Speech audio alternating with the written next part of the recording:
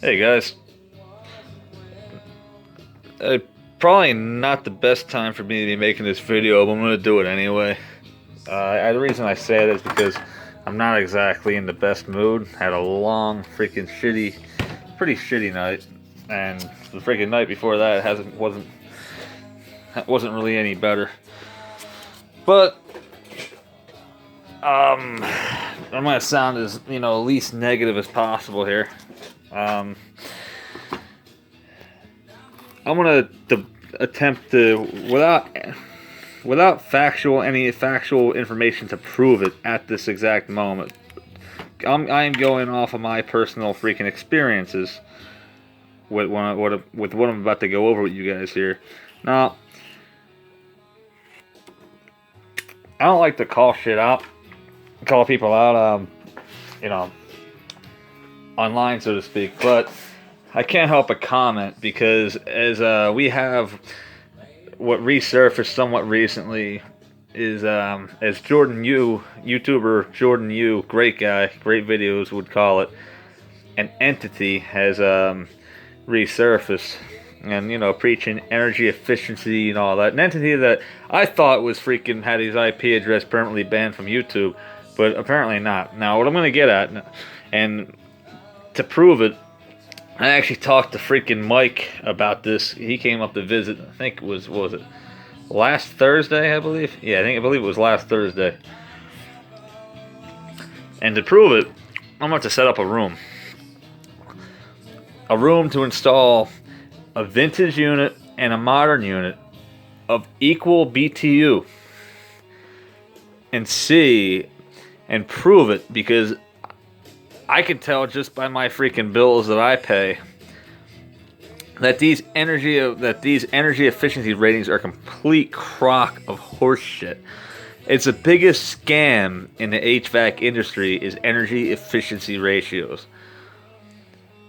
Basically, you can't even make a good unit anymore technically unless it's 24,000 BTUs or 24 and above, or is it above 18? Yeah, I think I want to say 24 and above, but it might actually be anything over 18,000 BTUs. But anyway, they have to fall within a specific energy efficiency rating to legally be sold in the United States. But what they don't tell you is that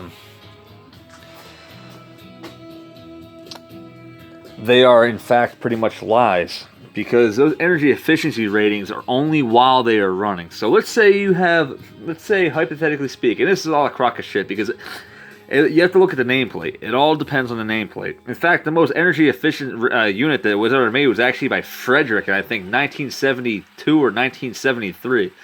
It was a 10,000 BTU air conditioner with a 13 something energy efficiency rating. Dude, no unit made today even comes near a 13.0, even a 13.0 energy efficiency rating. So,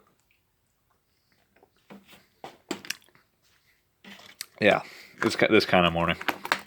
So basically what I'm telling you is it's just a complete freaking crock of shit. Now one of these days I'm going to do an experiment, but what I'm trying to say here, and freaking, for lack of a better term, I know I've been trying to clean this up lately, but this dude is a bloody fucking moron.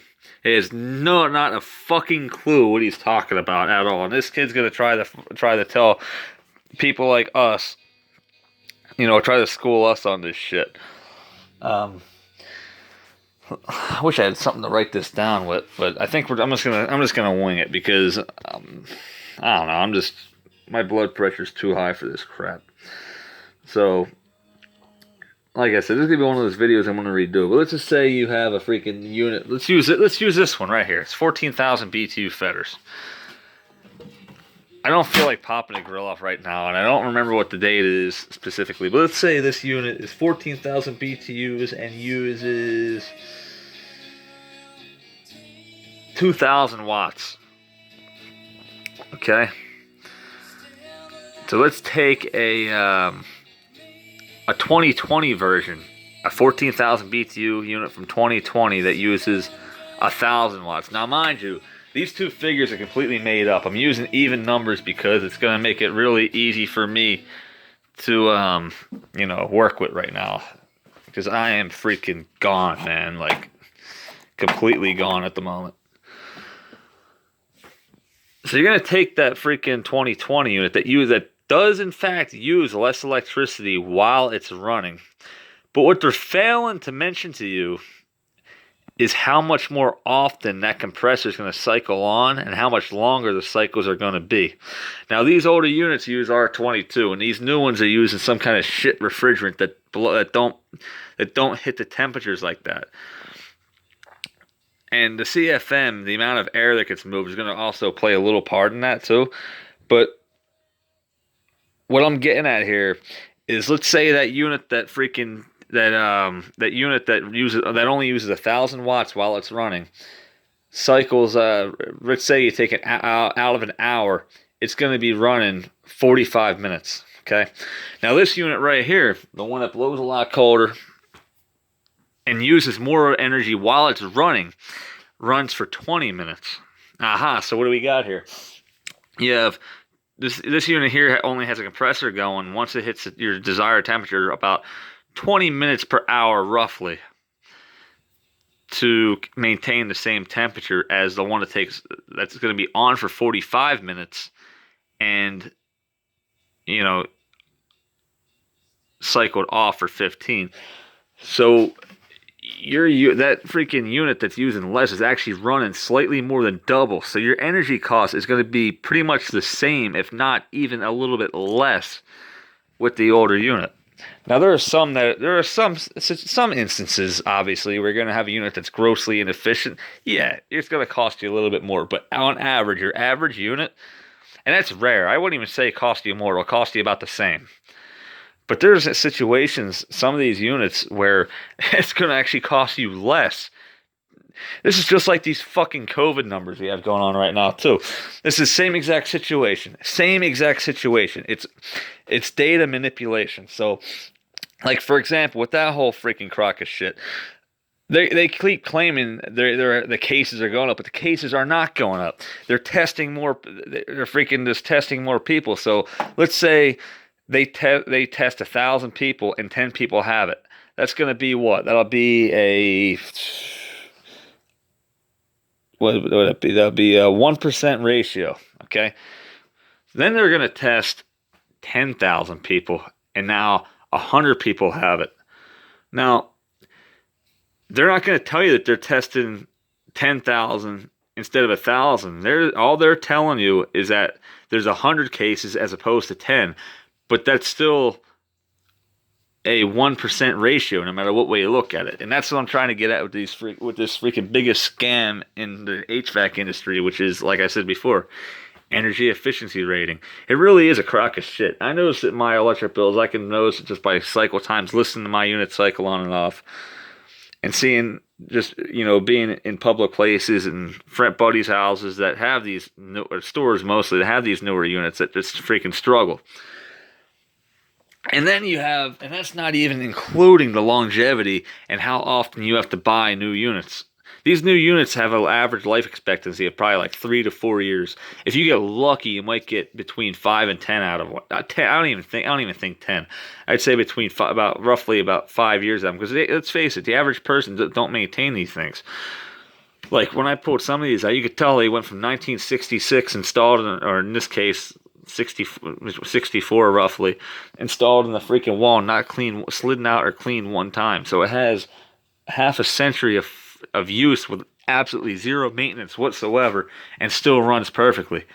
These things here, these newer ones, you don't clean the filter for a freaking month. It blocks up. The freaking compressor fries itself out by overheating because, and the condenser coils get all clogged up with shit too.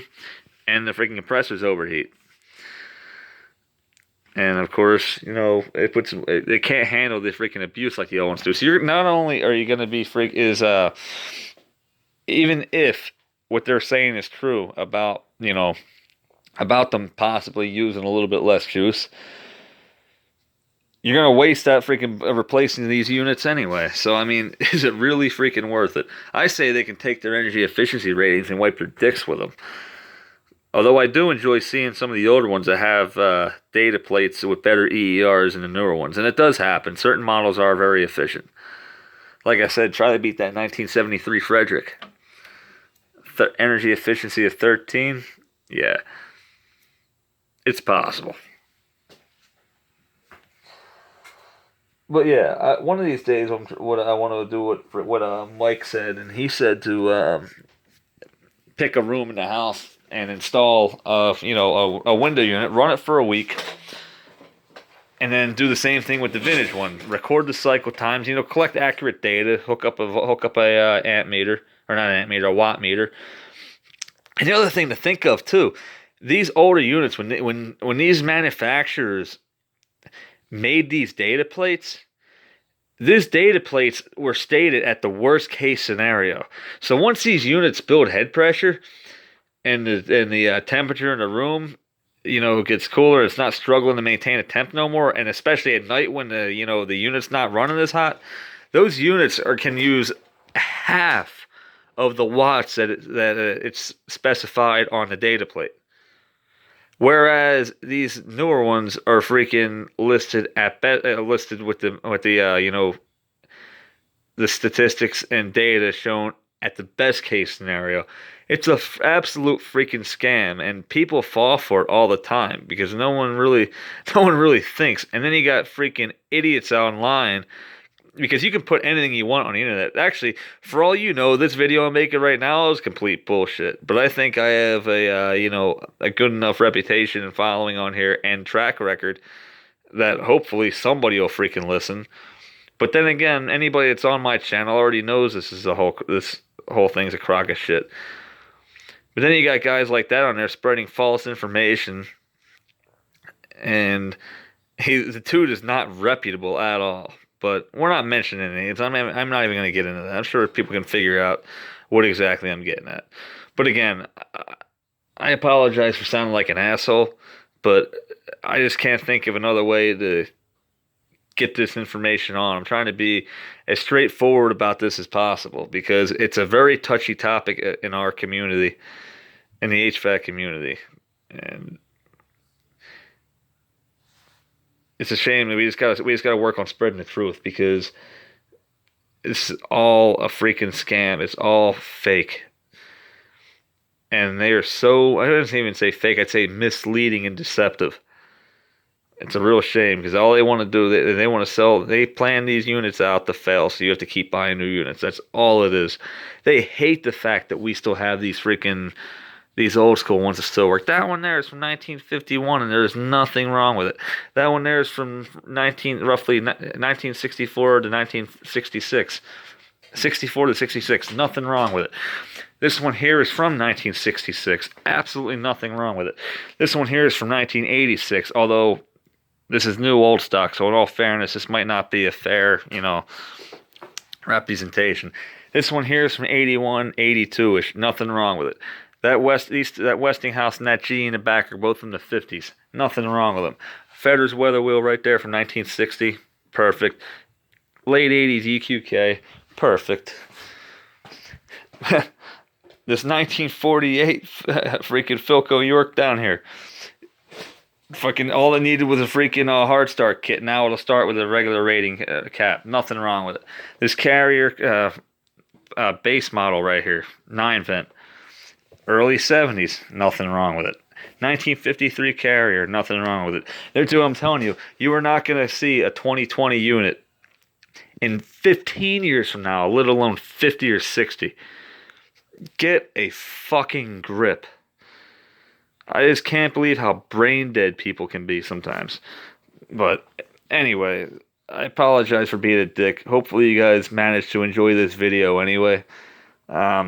Like I said, think about what I'm saying, and let me know if you think it's worth the time to actually do that experiment. I think it is, and I think it's going to yield the results that I'm thinking it's going to. But yeah, I apologize for, being blunt and kind of like a jerk, but at the same time, like, it is what it is, and hopefully the next video you guys see from me, I'll be in a better mood while I'm making it.